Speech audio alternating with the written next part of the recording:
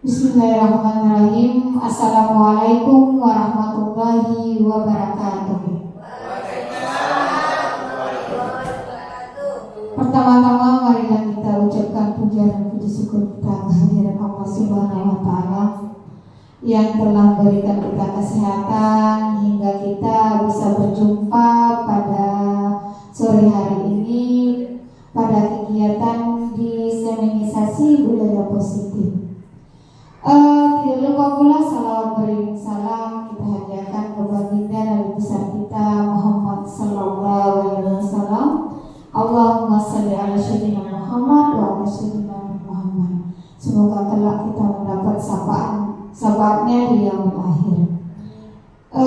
Baik rekan-rekan guru semua, pada sore hari ini saya akan melakukan di seminisasi budaya positif. Pada kesempatan ini saya ada tujuan yang ingin pada diskusi sore hari ini. Yang pertama, nanti ada sebuah situasi atau masalah yang akan saya tampilkan di sini. Di situ nanti di video itu anak itu akan menggunakan segitiga restitusi. Di segitiga restitusi itu nanti ada 3 tahapan. Jadi ada contoh yang sudah saya lakukan kepada anak murid saya. Baik, saya lanjut ke paparan selanjutnya. Nah, sebelumnya itu saya perkenalkan dulu, ini fasilitator saya, yaitu Bapak Eriasna Nasution. Selanjutnya pengajar praktik saya, pendamping saya, yaitu Susilawati.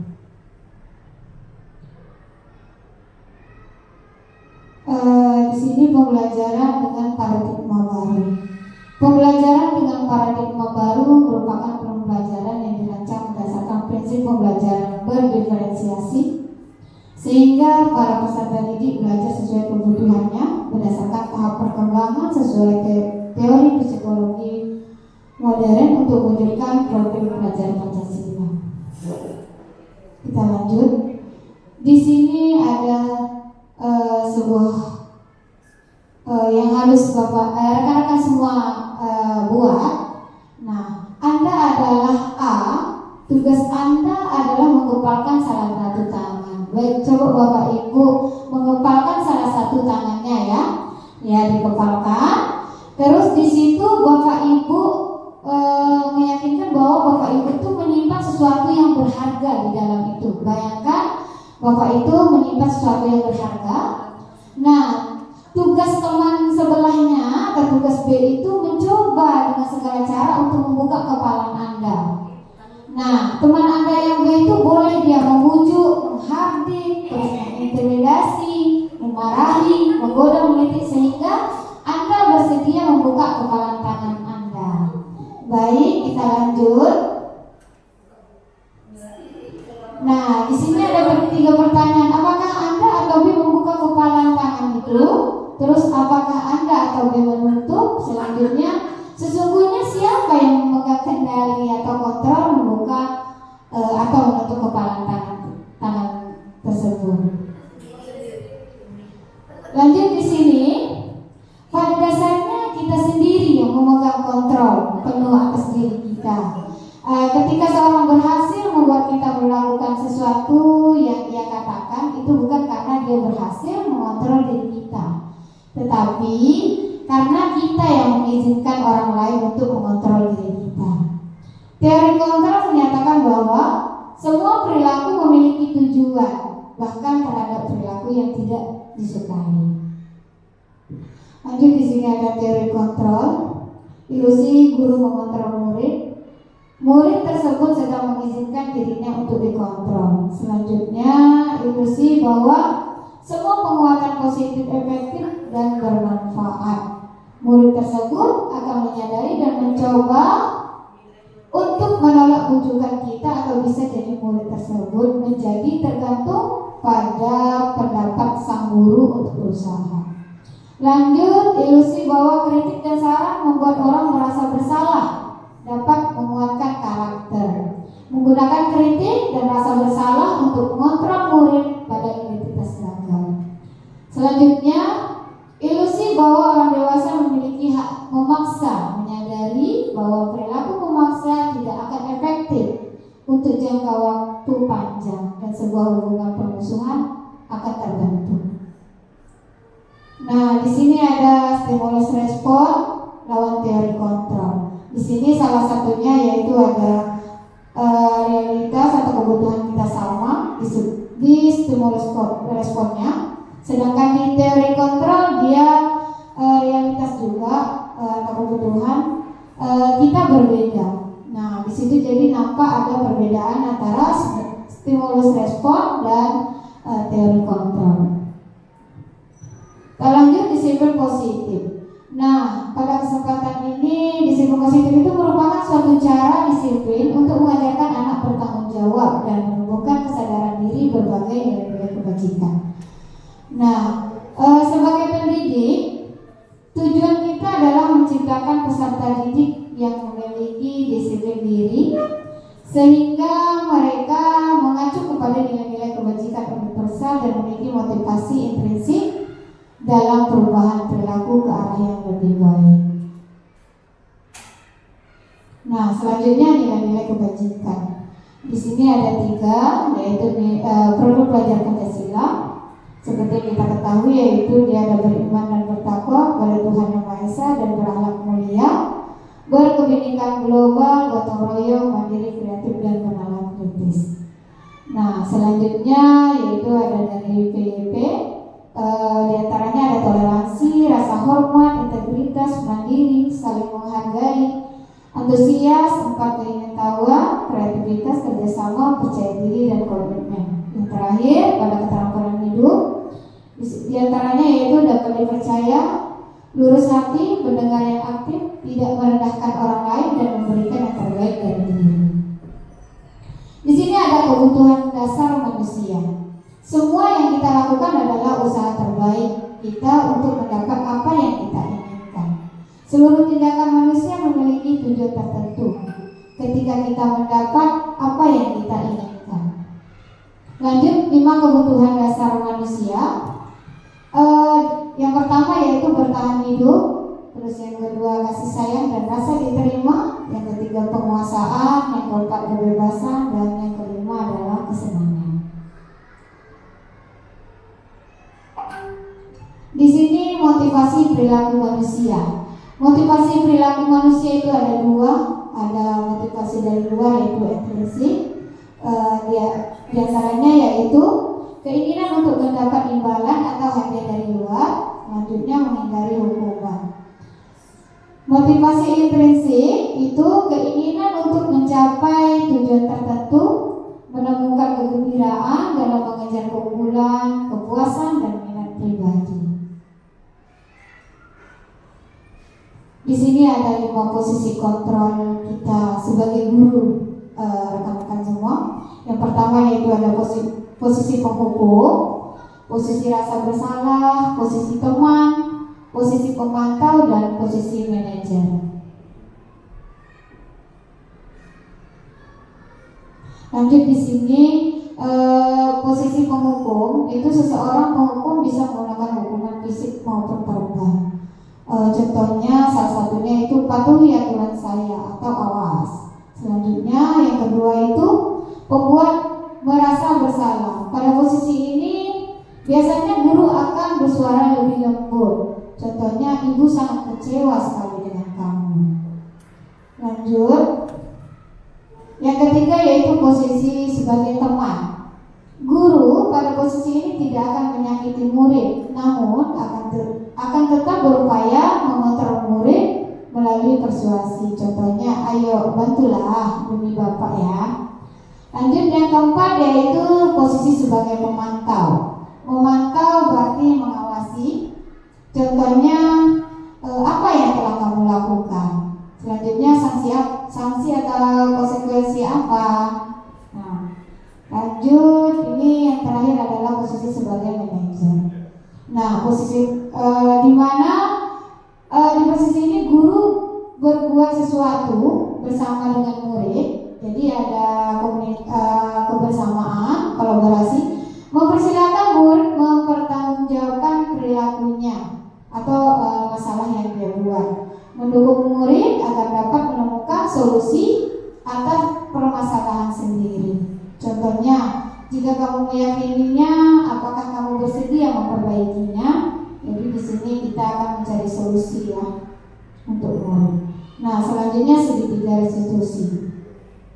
Restitusi membantu peserta didik untuk jujur pada diri sendiri, mampu merefleksi diri dan mengevaluasi dampak dari kesalahan yang dilakukan. Restitusi memberikan penawaran bukan paksaan. Nah, di segitiga restitusi yang pertama yaitu menstabilkan identitas. Tujuannya adalah untuk meyakini kegagalan yang dialami anak sebagai hal positif agar berubah menjadi kesuksesan. Contohnya, tidak ada manusia yang sempurna. Nah, itu adalah sebuah kata-kata yang kita berikan ke murid kita. Selanjutnya validasi tindakan yang salah. Guru berupaya memahami kebutuhan dasar yang melatar belakangi anak berbuat kesalahan. Salah satu contohnya, kamu pasti punya alasan mengapa kamu melakukan hal itu. Lanjut, yang ketiga itu menanyakan keyakinan kelas. Teori kontrol berpendapat bahwa manusia termotivasi secara internal. Salah satu contohnya, apa keyakinan kelas kita. Selanjutnya, nilai-nilai apa yang telah disepakati bersama. Nah, sebelum kita masuk ke kesimpulan, di sini saya akan menunjukkan sebuah video murid saya yang telah melakukan kesalahan dan dia berusaha untuk memperbaiki kesalahannya.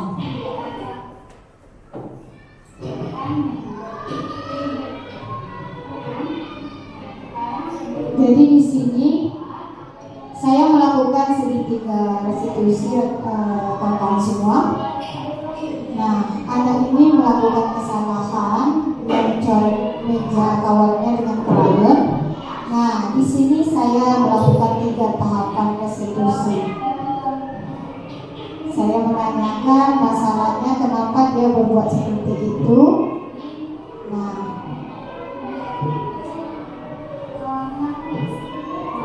Nah, di sini kita sebagai guru dengan menerapkan segitiga restitusi, pengalaman saya sendiri, anak itu lebih mau berkata jujur karena kita tidak memaksa dia, tidak istilahnya menuduh kamu melakukan itu ya. Nah, enggak seperti itu. Kita istilahnya berbicara dengan dia itu dengan lemah lembut. Nah, makanya anak itu mau dia jujur atas kesalahan yang dia buat dan dia pun mau memperbaikinya. Di sini ada respon dari anak tersebut. Dia merasa senang karena gurunya itu membantu dia mencari solusi. Jadi dia yang berbuat salah, dia juga yang mencari solusi apa ke depannya. Oh, karena file gak dulu kan? Nah, ini adalah contoh yang kedua. Anak saya itu dia membuat kesalahan, dan di sini saya sudah juga melakukan segitiga restitusi. Jadi untuk rekan-rekan semua, kalau misalnya nih di kelas kita mungkin selama ini kan tadi ada 5 posisi kontrol kita sebagai guru. Nah, kalau pengalaman saya sih, sebelum saya mengikuti CGP ini, saya selalu posisinya itu di penghukum karena untuk dalam bayangan saya itu, saya menghukum anak itu dia akan jerah. tidak. Ada sebagian anak itu dengan kita hukum itu dia akan buat lagi. Nah, kenapa tadi? Karena kebutuhan dasarnya tidak terpenuhi, seperti kasih sayang, terus dia itu kurang diperhatikan, nah seperti itu. Nah, jadi dengan segitiga restitusi ini kita tidak mencari siapa yang benar, siapa yang salah, tapi kita mencari solusi yang baik untuk anak itu agar kedepannya dia tidak mengulangi kesalahan yang sama. Baik, kesimpulan, pendekatan disiplin positif adalah pendekatan yang membuat peserta didik dapat memahami dan mengkontrol perilakunya dengan kesadaran, bertanggung jawab atas tindakan dan perilakunya sebagai bentuk menghormati diri sendiri dan orang lain. Nah, itulah diskusi kita pada sore hari ini. Sebelum saya tutup, saya minta satu rekan kerja memberikan refleksi atas kegiatan kita pada sore hari ini. Kepada rekan semua, siapa yang mau merefleksi?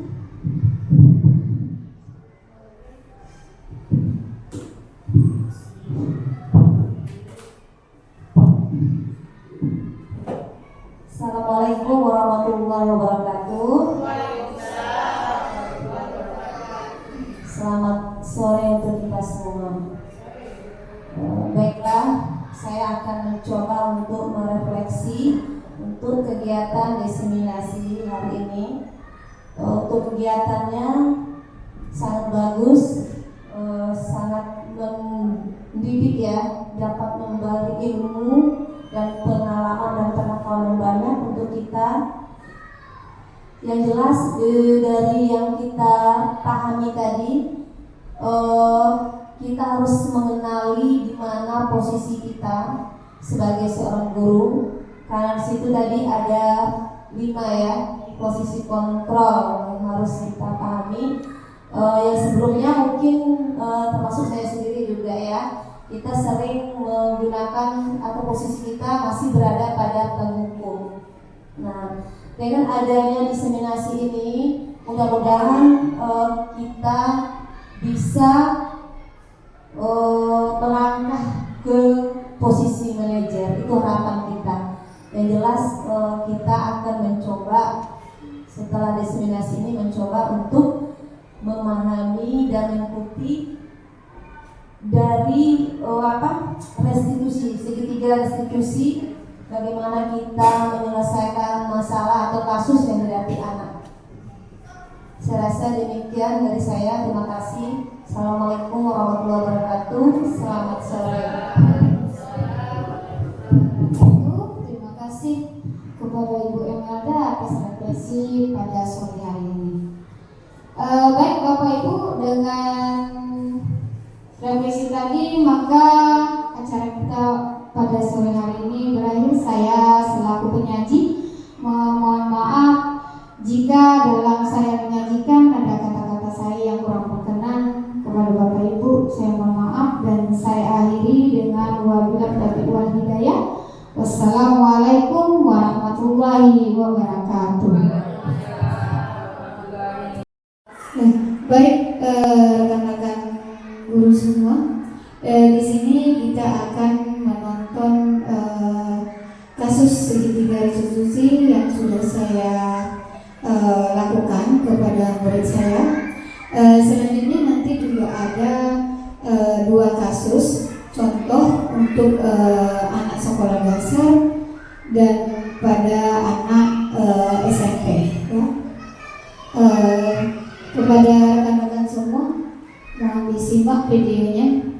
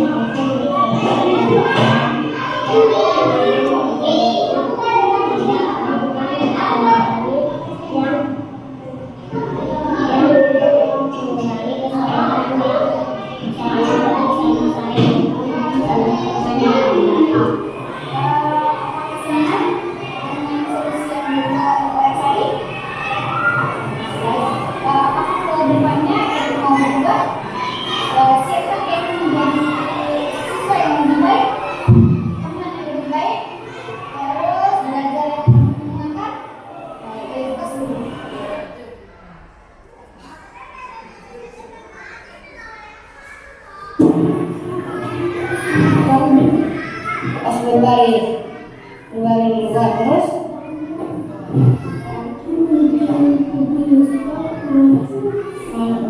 kupingnya nanti gitu terus tiba-tiba itu jam karena Pak udah dulu kan. Nah, terus ditujuan terus kenapa sampai kena bau jadi nangis kenapa kena baunya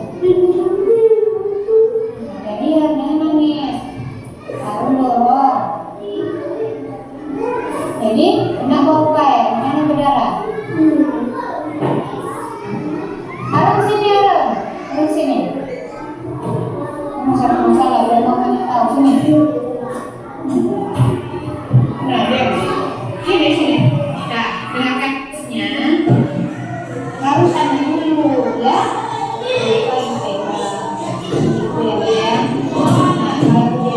kan coba cari lagu ini kenapa baunya dua mata hewan apa ya kan sampah atau nyamuk kan bisa jadi kalau mau bantu kita kan ya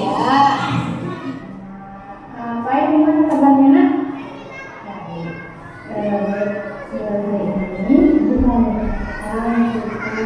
masalah yang pernah terjadi kemarin ya di sekolah kelas ya ibu mau tanya dulu sama ibu seperti apa cerita masalah ini awalnya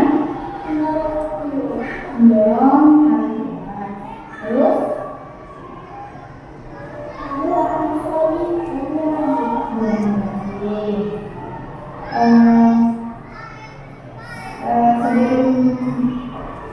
balik ke Pai.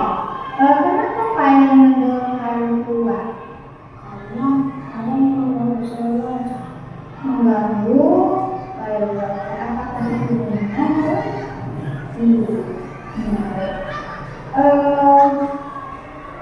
Di sini ibu tidak mencari siapa yang salah, siapa yang benar ya. Di sini kita mencari solusi atau masalah. Nah, sebelumnya kita sudah membuat keyakinan kelas. Nah, kira-kira nih ibu bertanya sama kalian, keyakinan kelas apa yang kita kalau tidak dipakai akan ke untuk ke depannya kita kan juga latihan keras ya. Kita keras itu bersama-sama kita harus menghargai ya antar sesama, baik dengan kita itu teman baik kita ataupun teman baik orang lain, kita harus menghargai ya. Di sini ibu hanya memberikan solusi kepada kalian berdua di dalam waktu jika ada teman yang sedang jaga sama kita, harusnya kita berbagi ya. Salah saya apa, terus kenapa saya diganggu, terus apakah saya sudah ada kesalahan sehingga temannya itu jahil gitu ya.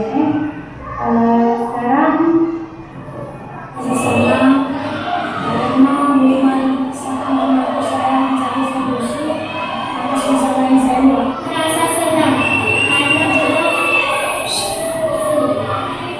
juga membantu mencari solusinya atas masalah saya buat. Senang dengan solusi yang buat.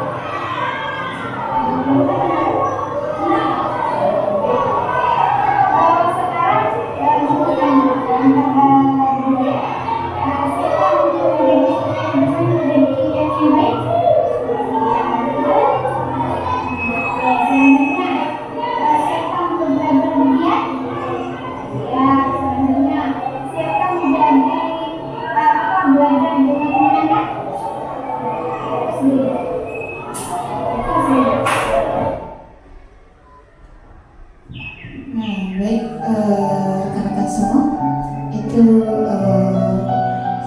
kasus yang sudah saya lakukan pada kelas saya. Di sini saya akan menunjukkan nanti contoh dari singkat saja ya, kasus dari praktik segitiga restitusi yang sudah dilakukan teman CGP juga.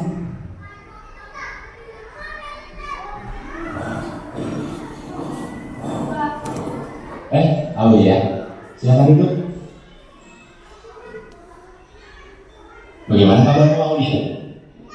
Saya kesal sekali dengan ulah guru tadi, Pak. Dia tidak bersedia meminjamkan buku catatannya. Padahal saya hanya ingin menjalankan tugas. Setiap orang tentunya kesal jika tidak diajukan. Lalu apa tindakan kamu tadi Aulia? Tadi saya robek buku catatannya, tapi cuma sampelnya aja kok, Pak. Kesel banget saya. Wajar jika kita emosi. Lalu, apa Aulia puas dengan tindakan itu?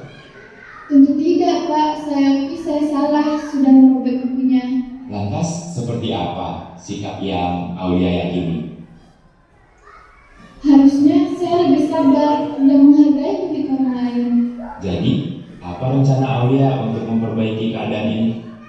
Saya akan meminta maaf kepada Nurul, Pak.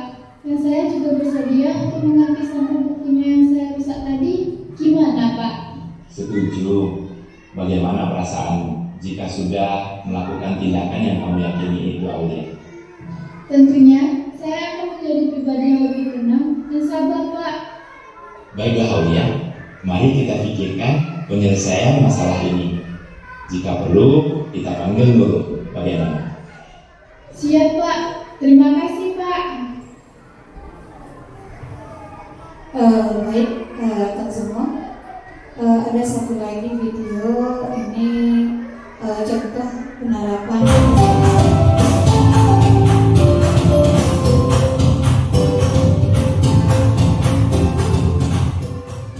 Assalamualaikum warahmatullahi wabarakatuh. Saya Nurul Koma. Pada kesempatan kali ini saya akan mempraktikkan penerapan segitiga restitusi pada siswa kelas 1 SDN Tunjungan 1.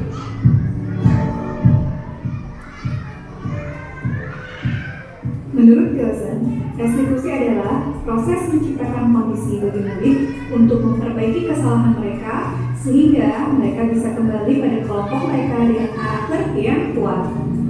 Restitusi bukan untuk menebus kesalahan. Restitusi adalah sebuah tawaran dan bukan paksaan.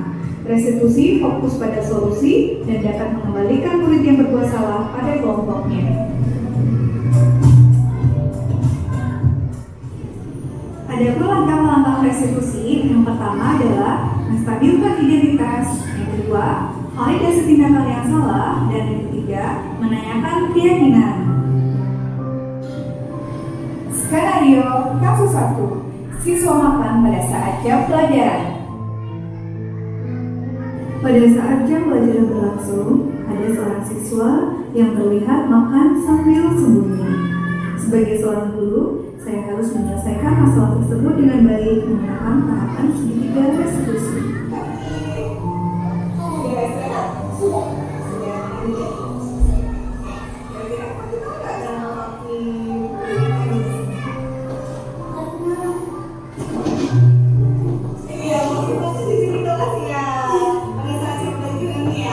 Oke, kira-kira kalau makan di kelas itu buat apa? Salah, iya. Oke, sebenarnya makan itu adalah kebutuhan manusia. Ini juga kalau lapar masih makan. Tapi kita harus tahu apa di mana ya. Itu makan. Iya, kira-kira kalau kaki pada saat belajar itu perbuatan yang salah, benar ya? Salah, oke. Kenapa makan di kelas biasanya belajar? Karena bisa. Kenapa bisa? Karena kelas sekolah dari malam tidurnya jam berapa? Jam 9. Berarti ada kaki besok lagi harus apa ya? Harus sarapan dulu ya. Oke. Tapi masih ingat keyakinan kelas yang ada di kelas kita? Apa saja? Kedua.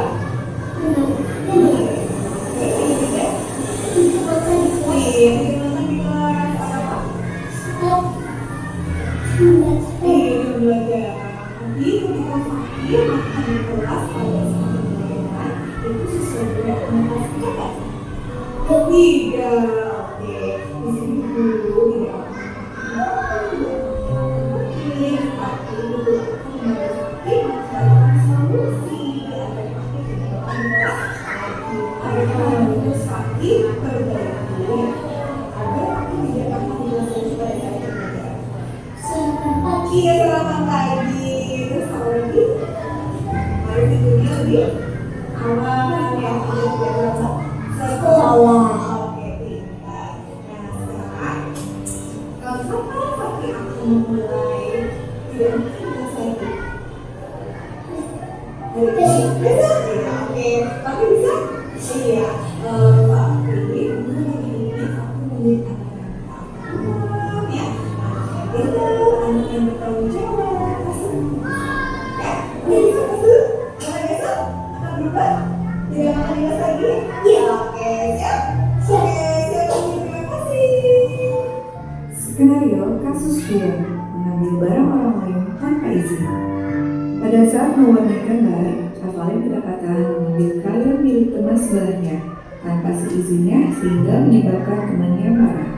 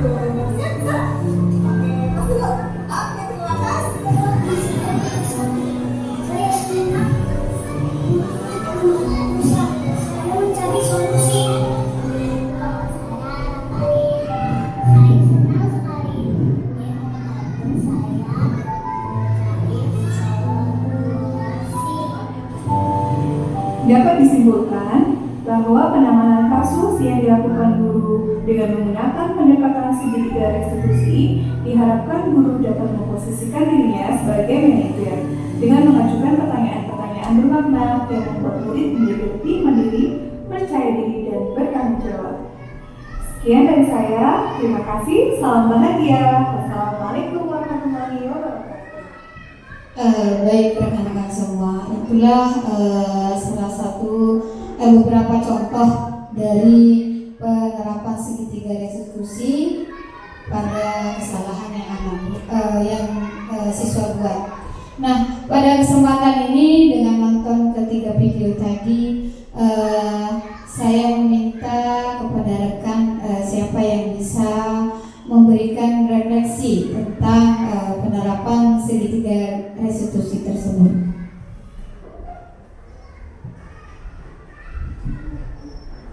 Ya,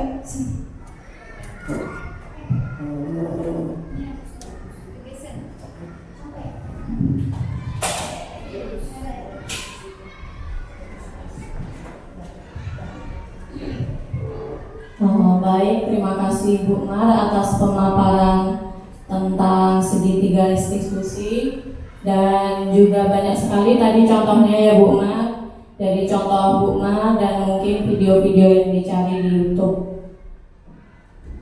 Jadi dari contoh-contoh tadi dapat saya simpulkan bahwasanya segitiga restitusi ini lebih membantu peserta didik dalam menyelesaikan masalah. Begitu juga untuk guru. Guru tidak terpacu untuk selalu menghukum ya Bu Mar. Jadi guru juga memberi fasilitas, yaitu memberikan bantuan atau solusi untuk memecahkan masalah. Mungkin itu saja Bu Mar, terima kasih. Boleh ditambah Bu En?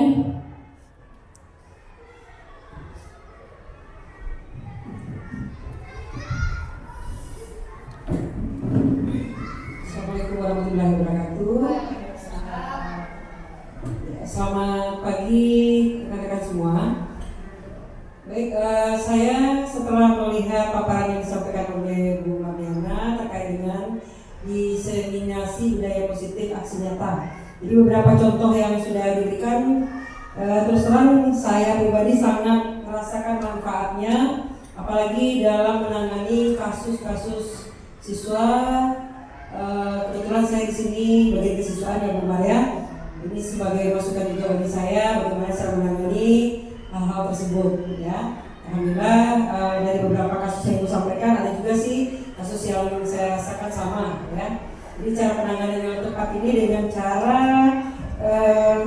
segitiga restitusi ini sangat baik sekali. Mudah-mudahan kedepannya kita lebih tingkatkan lagi, terus belajar demi kebaikan penanganan kasus terhadap peserta didik kita. Demikian Bu, kita pada saya. Sesudah dengan wabillahi taufiq wal hidayah. Wassalamualaikum warahmatullahi wabarakatuh. Terima kasih.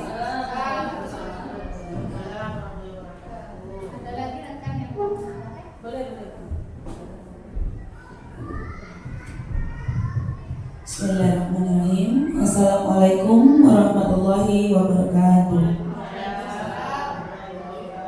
Jangan lupa. Sebelumnya terima kasih kepada Bu Mardiana. Apa yang sudah Ibu sampaikan tentang segitiga restitusi itu sangat membantu sekali, terutama saya pribadi ya Bu. Menurut saya yang Ibu sampaikan itu sangat bagus, penerapan budaya disiplin positif di sekolah kita, terutama tentang keterampilan kendali diri, tanggung jawab, integritas. Kemudian yang saya rasakan sekali disiplin positifnya di sini sangat membantu siswa menghadapi tantangan dan mental yang kuat. Khusus kita guru, kita kan tidak semestinya langsung menghukum ya, tidak langsung memvonis anak itu seperti ini seperti itu. Banyak cara-cara yang bisa kita terapkan terlebih dahulu. Sangat membantu Bu Mar. Mudah-mudahan dalam diseminisasi budaya positif yang Bu Mar sampaikan ini tentang segitiga restitusi bisa kita terapkan, khususnya saya pribadi. Sekali lagi ini sangat bagus, terima kasih. Assalamualaikum warahmatullahi wabarakatuh.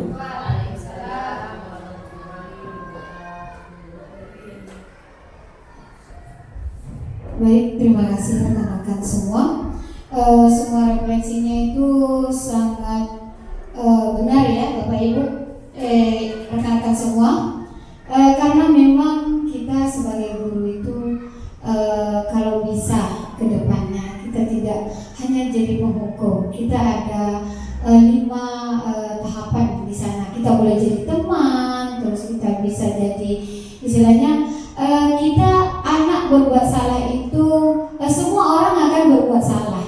Nah, jadi kita sebagai guru istilahnya belajar menenangkan bagaimana supaya anak kita di kelas itu bisa jujur, terus dia bisa bertanggung jawab. Nah, salah satu contohnya dengan pengalaman saya mengikuti calon guru penggerak ini, inilah solusi yang diberikan kepada kami, yaitu penerapan segitiga restitusi. Baik, cukup diskusi kita pada pagi hari ini. Saya selaku penyaji mohon maaf jika dalam tontonan video segitiga restitusi tadi ada kata-kata saya yang kurang berkenan, terlebih terkurang saya mohon maaf. Wabillahi taufiq wal hidayah. Wassalamualaikum warahmatullahi wabarakatuh.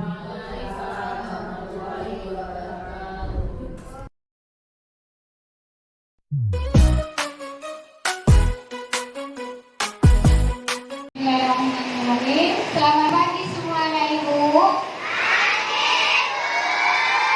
Baik, apa kabarnya nak? Oke, baik. Nah, jadi di sini hari ini kita akan membuat kesepakatan kelas, membuat keyakinan kelas ya, apa keyakinan kelas. Nah, sebelum Ibu mulai, sebelum kita membuat keyakinan kelas, siapa yang tahu itu apa itu keyakinan kelas? Ada nggak yang tahu sebelum Ibu jelaskan? Ada? Oh, ada. Baik, kita lanjut ya. Nah, kesepakatan atau keyakinan kelas adalah sebuah pendekatan yang lebih baik dengan mengedepankan peran aktif berisi seperangkat nilai dan prinsip yang disepakati bersama oleh guru dan siswa untuk membantu dan untuk memandu perilaku dan interaksi di dalam kelas. Nah, jadi kesepakatan atau keyakinan kelas ini kita buat secara bersama. Nah, Ibu memandu kalian menulis. Kalian itu pingin belajar seperti apa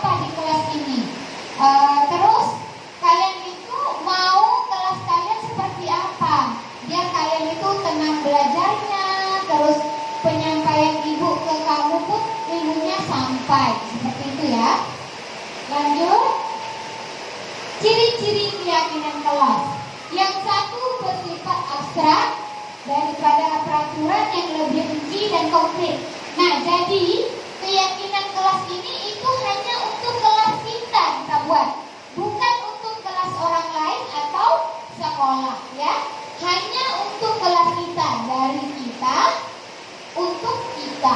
Selanjutnya, keyakinan kelas berupa pernyataan-pernyataan universal yang dibuat dalam bentuk kalimat positif. Jadi nanti ada tugas anak ibu. Ibu kasih selembaran post-it. Nah, anak ibu tuliskan, saya ingin seperti ini. Nah, kesepakatan seperti apa yang mau kita buat di kelas ini supaya semua teman-temannya itu tahu kamu telah melanggar kesepakatan kelas yang kita buat. Seperti itu ya.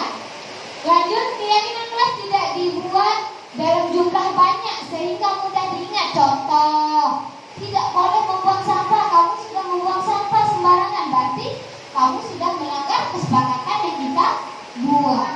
Lanjut, keyakinan kelas merupakan sesuatu yang dapat diterapkan di lingkungan kelas tersebut. Jadi, nanti kalau sudah kalian membuat kesepakatan, semua yang ada di sini, baik itu ibu, kita hargai itu dan kita sepakati dan tidak boleh kita langgar, ya. Selanjutnya, pembuatan keyakinan melibatkan semua warga sekolah melalui kegiatan curah pendapat. Nah, jadi di sini kita berbagi pendapat. Nah, tidak usah takut salah. Ini kan pendapat kita. Nah, mana pendapat yang baik akan kita sepakati untuk membuat suatu keyakinan kelas. Lanjut, keyakinan kelas ditinjau kembali dari waktu ke waktu. Nah, kita lihat dengan apa yang sudah kita buat, kita sepakati, apakah kedepannya kelas kita ini menjadi lebih baik, apa lebih menurun. Kalau jika menurun, berarti kita harus membuat kesepakatan kelas yang lebih rinci lagi. Lanjut. Ini ada contoh dari keyakinan kelas. Ini keyakinan kelas ya. Kembalikan barang ke tempatnya, berarti dia orangnya bertanggung jawab. Dilarang mengganggu orang lain atau temannya, berarti dia saling menghormati. Lanjut, berjalan di kelas atau koridor keamanan. Jadi jangan diparet kita jalannya ya, harus sesuaikan. Itu untuk keselamatan kita ya. Lanjut, tujuan keyakinan kelas. Tujuan yang kita buat nanti itu tujuannya satu, membuat siswa merasa memiliki kelas. Jadi ini kelas kita, ini kelas kami. Tidak boleh istilahnya siswa kelas lain merusak atau barang-barang yang ada di kelas kita. Kita harus jaga kelas kita ya. Lanjut, menciptakan lingkungan belajar yang positif dan berpihak pada murid. Nah, jadi dengan adanya kesepakatan kelas, keyakinan kelas, jadi belajar kita itu akan terarah yang lebih baik. Dan apa ilmu yang ibu sampaikan pada hari ini atau ke depannya akan tersampaikan kepada kalian. Lanjut, menumbuhkan rasa tanggung jawab kepada siswa. Nah, jadi kalau nanti kita sudah membuat kesepakatan kelas, nah sudah terciptanya keyakinan kelas, anak-anak ibu semua harus tanggung jawab. Tidak ada lagi yang melanggar kalau sudah kita buat. Lanjut, di sini langkah-langkah kesepakatan kelas. Yang pertama yaitu guru mengajak siswa mengungkapkan keinginan. Nah, itu yang ibu bilang tadi. Jadi yang ditulis di kertas tadi, keinginan kalian di kelas ini maunya seperti apa, baik dalam belajarnya atau dalam perilakunya, silakan nanti ditulis ya. Selanjutnya siswa menuliskan impian tentang kelas. Saya ingin kelas seperti ini, seperti itu. Pokoknya saya ingin kelas saya itu bersih. Saya ingin kelas saya itu nyaman. Biar saya itu istilahnya di kelas itu nyaman, ilmu yang diberi itu pun menempel sama saya. Selanjutnya, meminta siswa untuk mengungkapkan apa yang siswa mereka pikirkan dan inginkan tentang kelasnya. Lanjut, hal-hal yang ditulis tentang kelas impian dan dibaca satu persatu. Nanti kalau tulis di kertas post-it-nya, anak ibu semuanya baca. Saya nanti tempelkan di papan tulis. Ini kesepakatan yang saya buat ya. Selanjutnya, sekarang tugas anak ibu, baik, mengerti tugas yang diberikan? Mengerti, baik. Nah, sekarang ibu kasih kertas untuk menulis kesepakatan kelasnya. Nanti ditulis, ibu kasih satu orang satu. Jika memerlukan lagi boleh dibilang ya. Ini ada lemnya ya. Jadi nanti kalau sudah siap boleh ditempelkan di sana. Itu sebentar. Bentar ya. Kamu di sini ya.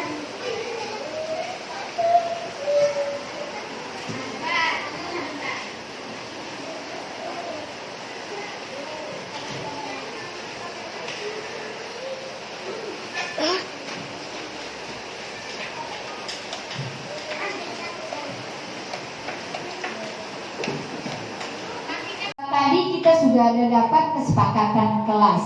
Nah, selanjutnya dari kesepakatan ini kita akan membuat keyakinan kelas.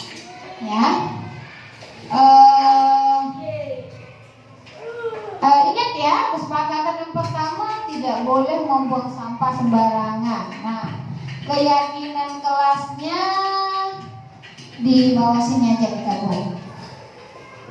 Di sini keyakinan kelas. Baik. Nah, tadi yang pertama itu kita kesepakatannya tidak boleh membuang sampah sembarangan. Berarti keyakinan kelasnya kita menggunakan kata positif, yaitu membuang sampah pada tempatnya. Membuang sampah pada tempatnya. Dilihat aja pada tempatnya. Oke, lanjut. Tidak boleh tidur saat belajar. Nah, apa kira-kira kata-kata yang positifnya? Tidak boleh tidur. Berarti apa ya? Nah, kira-kira apa? Tadi kan membuang sampah pada tempatnya. Kalau ini tidak boleh tidur, berarti dilarang. Dilarang boleh nggak ya? Dilarang atau dilarang tidur di kelas? Boleh? Dilarang tidur di kelas. Oke. Tidur di kelas. Lanjut. Selanjutnya saya ingin kelas bersih dan nyaman. Berarti menciptakan kelas bersih, nyaman dan damai. Menciptakan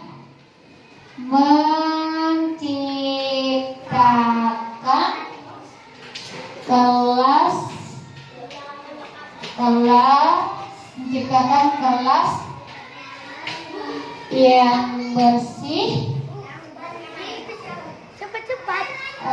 bersih, nyaman dan damai. Nih, ada 3 keyakinan kita ya. Selanjutnya, ini ada 3 keyakinan kelas kita. 1, membuang sampah pada tempatnya. Yang kedua, dilarang tidur di kelas. Yang ketiga, menciptakan kelas yang bersih, nyaman dan damai. Jadi anak ibu, kita sudah dapat 5 kesepakatan kelas dan 3 keyakinan kelas.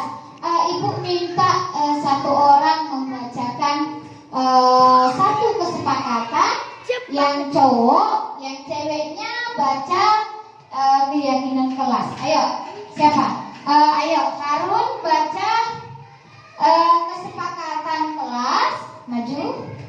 Selanjutnya Feby baca keyakinan kelas. Sini. Oke, Harun di sini. Semuanya ya, baca ya.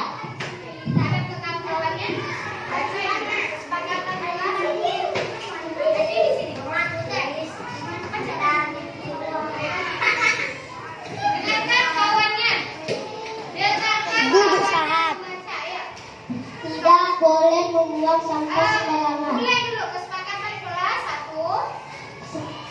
Kesepakatan kelas 1. Kesepakatan kelas 1. Tidak boleh membuang sampah sembarangan.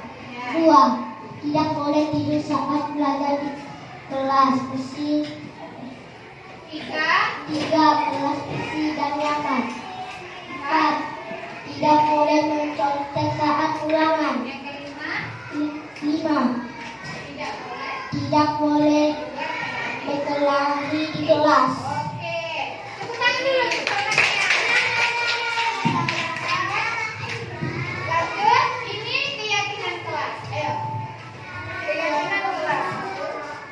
Keyakinan kelas 1. Membuang sampah pada di tempatnya. 2. Dilarang tidur. Ulangi. Keyakinan kelas 1. Keyakinan kelas membuang sampah pada tempatnya. 2. Dilarang tidur di kelas. 3. Menciptakan kelas yang bersih dan nyaman dan damai. Tidak menciptakan kelas yang bersih, nyaman dan damai. Oke, tepuk tangan untuk kedua temannya. Baik, baik anak ibu. Hari ini kita sudah dapat menciptakan kesepakatan kelas. Ada 5 kesepakatan.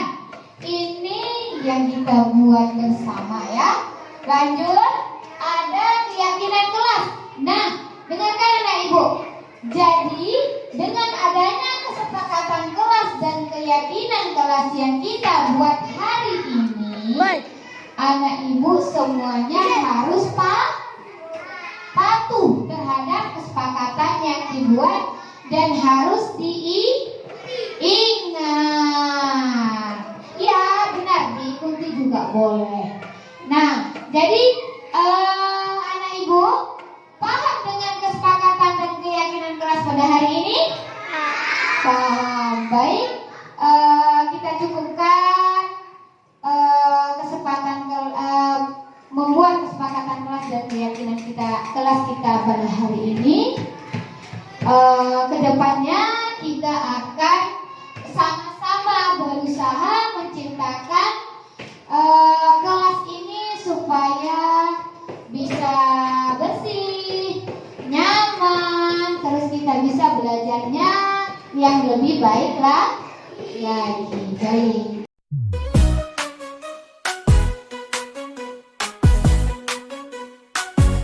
Mari bergerak bersama guru penggerak, menebar manfaat bagi pendidikan merdeka. Lekas bergerak dalam pendidikan penggerak, ciptakan generasi unggul penopang bangsa. Mari bergerak, lekas bergerak, dan selalu menggerakkan. Mari bergerak, lekas bergerak, dan selalu menggerakkan. Mari bergerak bersama guru penggerak, menebar manfaat bagi pendidikan merdeka. Lekas bergerak dalam pendidikan penggerak, ciptakan generasi unggul penopang bangsa. Mari bergerak, lekas bergerak, dan selalu menggerakkan. Mari bergerak, lekas bergerak, dan selalu menggerakkan.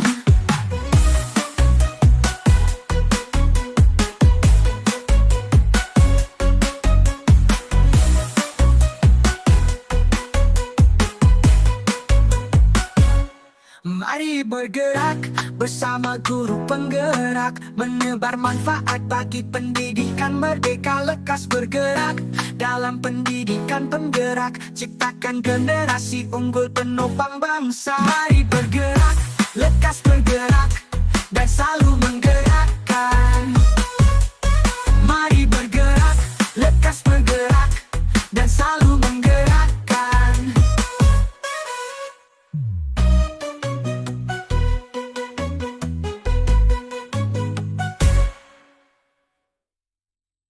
Mari bergerak bersama guru penggerak, menebar manfaat bagi pendidikan merdeka.